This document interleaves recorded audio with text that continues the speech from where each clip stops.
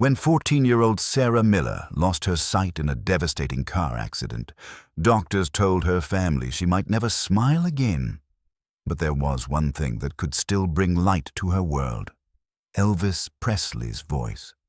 What started as a simple dream to meet her idol would soon become a story that would touch the hearts of millions and prove that sometimes dreams do come true in the most unexpected ways.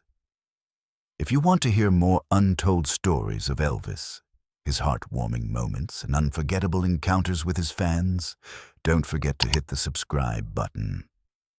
A new story from Elvis's life awaits you every day. Sarah Miller's life changed completely on that cold winter day.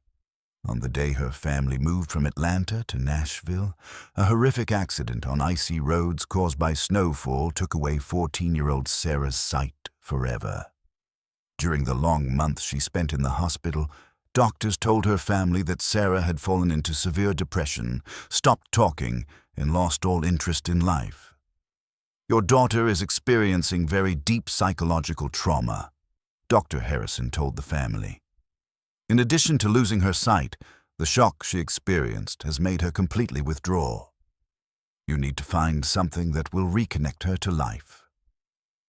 Sarah's mother, Margaret Miller, was searching for ways to bring her daughter out of those dark days. She had tried every kind of therapy, consulted with specialists, but Sarah still refused to speak. Until that night when "Love Me Tender" started playing on the radio. For the first time in months, a slight smile appeared on Sarah's lips. The voice was so gentle, so sincere, that it made Sarah feel something melting in her frozen heart. Margaret immediately understood. This was Elvis Presley's voice, and it was opening the door to hope for her daughter. After that night, Sarah began to long to hear Elvis's songs. When "Can't Help Falling in Love" played, she would quietly sing along, and when "Hound Dog" came on, she would nod her head to the rhythm. Music had become the first candle flame burning in her dark world. As months passed, Sarah's interest in Elvis turned into a passion. She wanted her mother to tell her everything about Elvis: what he looked like, how he danced, how he interacted with his fans. Margaret collected Elvis's albums, letting Sarah discover Elvis's musical world. "Mom," Sarah said one day, forming a long sentence for the first time in months, "can I meet Elvis?" Margaret's heart tightened. Seeing her daughter finally speak was joyful, but fulfilling this request seemed nearly impossible. Elvis Presley was the most famous man in the world with millions of fans. "Maybe someday, sweetheart," Margaret said with a hopeful voice. "Maybe someday." This "maybe someday" wasn't enough for Sarah. That day she began to elaborate on her dreams. She imagined what she would say to Elvis, how she would tell him that his music saved her life. At night, lying in her bed, listening to Elvis's songs, she would visualize that meeting moment in her mind. Sarah's therapist, Dr. Elena Rodriguez, realized how important this dream was in Sarah's healing process. "This dream gives her a reason to live," she explained to Margaret. "Elvis's music is the light in her darkness, and this dream of meeting him connects her to the future." As months passed, Sarah's mood improved visibly. She began learning Braille, returned to daily activities, and most importantly, started laughing again. Everything was shaped around Elvis's music. In the fall of 1975, Sarah made a decision. She would write a letter to Elvis. With her mother's help, she poured her feelings onto paper. "Dear Mr. Presley, my name is Sarah Miller, and I am 14 years old. I'm writing to you because your music saved my life. Last year I lost my sight in a car accident, and nothing made me happy anymore. Until I heard your song, Love Me Tender. Your music gave me hope. When I was lost in darkness, your voice showed me the way. I listen to your songs every night, and I feel like you're talking to me. I have a dream. I want to meet you and thank you. I know you're very busy and have millions of fans, but if possible, could you just say hello once? Thank you for your music. You taught me to live again. With love, Sarah Miller. Margaret transcribed this heartfelt letter from Braille and sent it to Elvis's recording studio in Nashville. They didn't even hope the letter would reach him. At Sun's studio in Nashville, Elvis had just finished recording his latest album. It had been a long and exhausting day. His manager, Colonel Parker, handed Elvis a bundle of daily fan letters. "These are today's arrivals," said the colonel.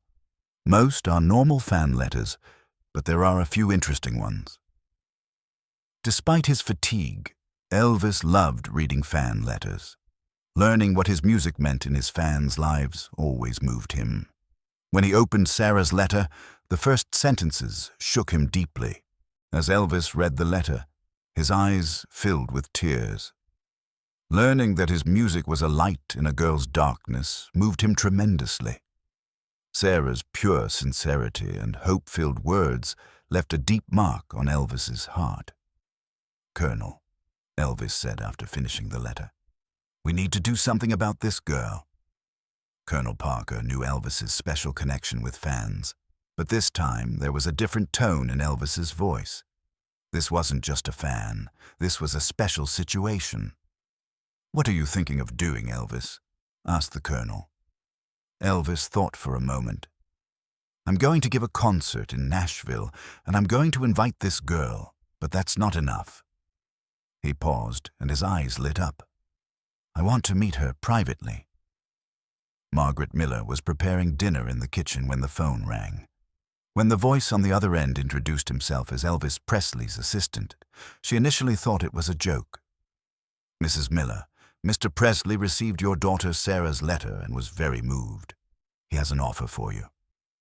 Margaret's heart nearly stopped. "Is this real?" "Of course it's real, ma'am. Mr. Presley is inviting Sarah to his concert in Nashville on November 15th. He also wants to meet privately with Sarah before the concert."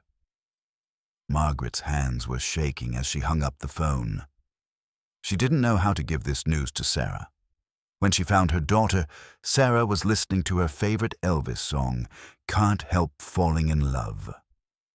"Sarah, sweetheart," Margaret said breathlessly, "I have incredible news for you." Sarah's face lit up with curiosity. "What happened, Mom?" Elvis Presley invited you to his concert in Nashville, and he wants to meet you before the concert." Sarah's expression was indescribable. First shock, then disbelief, then pure happiness.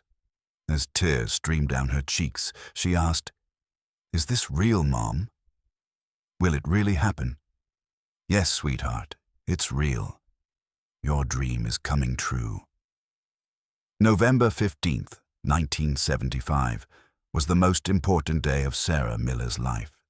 She had started preparing from the morning, wearing her most beautiful dress and carefully combing her hair. Even though she couldn't see, she wanted to look perfect when meeting Elvis. On the way to Nashville, Margaret was describing to her daughter what Elvis looked like. "He's tall, handsome, with black hair and the most striking smile," she said. "But most importantly, Sarah, he's a very kind and loving person." When they arrived at the concert hall, Elvis's assistant met them and took them backstage. Sarah's heart was beating so fast she could barely breathe. "Sarah, are you ready?" the assistant asked as they approached the door. Sarah nodded. "I have never been more ready in my life." When the door opened, Elvis Presley was standing in the room. Elvis Presley in a black leather jacket, smiling and waiting for Sarah. The king of the music world had made time to meet with Sarah personally. "Hello, Sarah," Elvis said in a gentle voice. "I read your letter and I was looking forward to meeting you." Sarah's voice was trembling. "Mr. Presley, is this real? Are you really here?" Elvis approached and took Sarah's hands. "As real as it gets, sweetheart. And I have something to tell you. You're an incredibly brave girl." Sarah couldn't hold back her tears. "Mr. Presley, your music saved my life. In my darkest days, your voice was a light to me." Elvis was also moved. "Sarah, I thought I believed in the power of music, but with your story, you showed me how deep it can be." As they talked, Elvis gave Sarah his own guitar. "This is my special guitar," he said. "I want to share it with you." When Sarah took the guitar in her hands, Elvis sang "Love Me Tender" for her. At that moment, Sarah felt as if only they existed in the room. The meeting of her dreams couldn't have been more beautiful than this. Elvis had seated Sarah in a special place at the concert, the closest spot to the stage. When the concert began, thousands of people welcomed Elvis with enthusiasm, but Elvis's eyes were always on Sarah. In the middle of the concert, Elvis took the microphone and made an announcement. "We have a very special guest here tonight," Elvis said.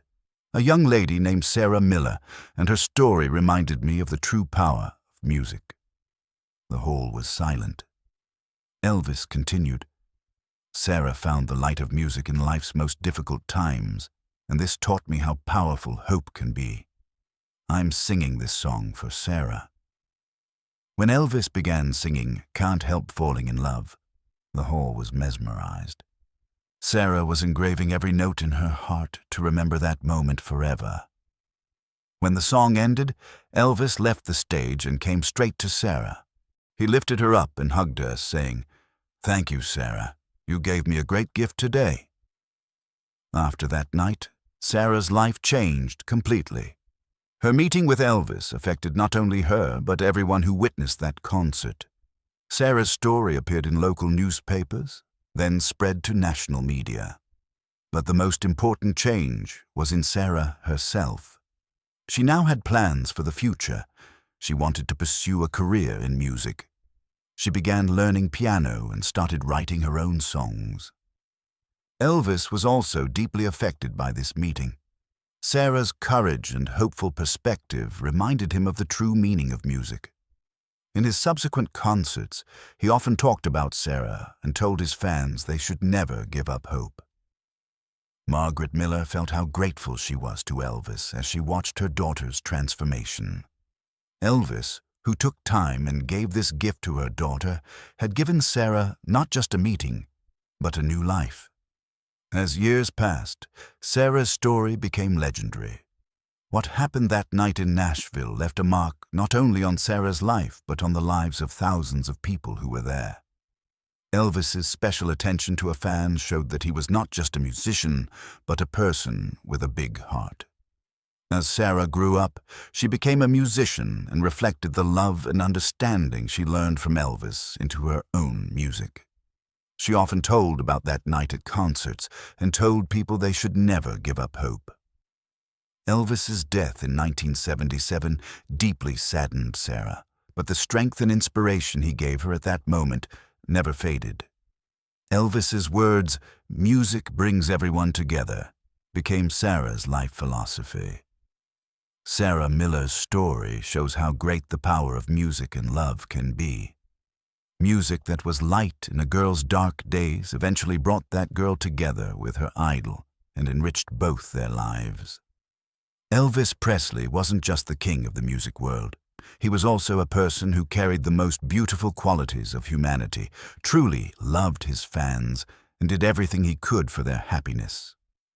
This story teaches us we should never give up our dreams, believe in the healing power of music, and never forget to listen to the story of the person in front of us.